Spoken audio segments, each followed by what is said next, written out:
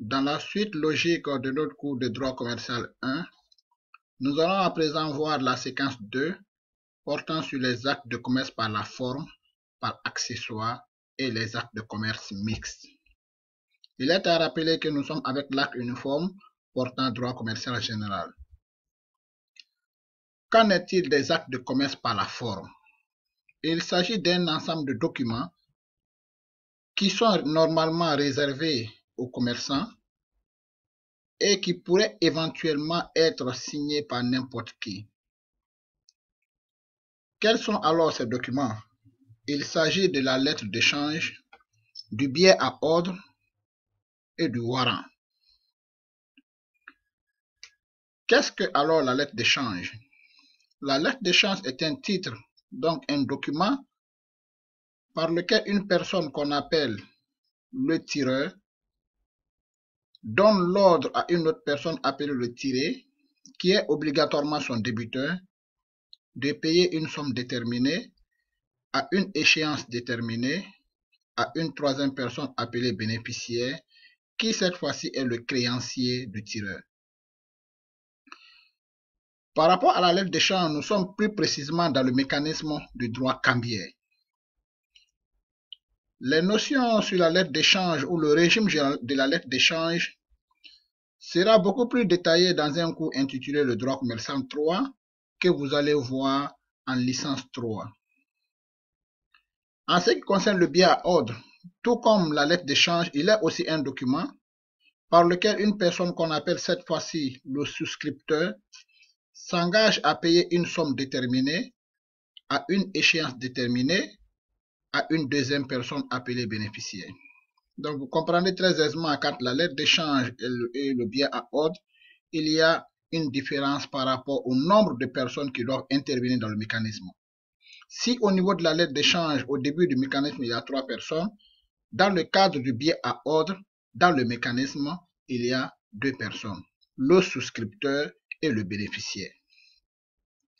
Le troisième document consacré par l'acte uniforme portant droit commercial général, c'est le warrant.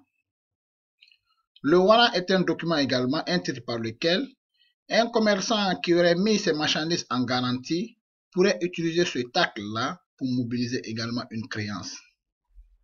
Les marchandises alors sont déposées dans un magasin général sous forme de garantie et les marchandises seront répertoriées sur une liste, sur un document, et ce document pourra faire l'objet d'un gage auprès d'un établissement bancaire.